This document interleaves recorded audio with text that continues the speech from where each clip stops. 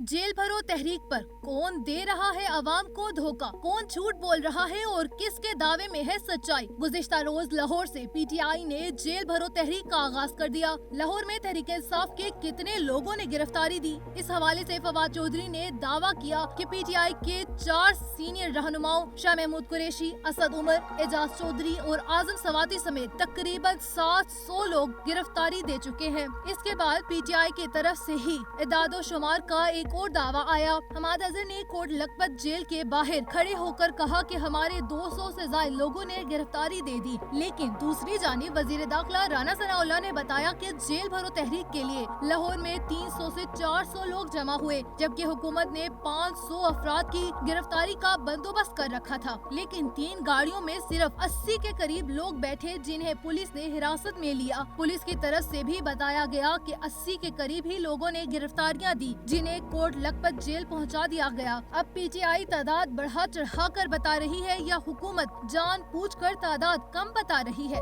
ये जल्द मालूम हो जाएगा।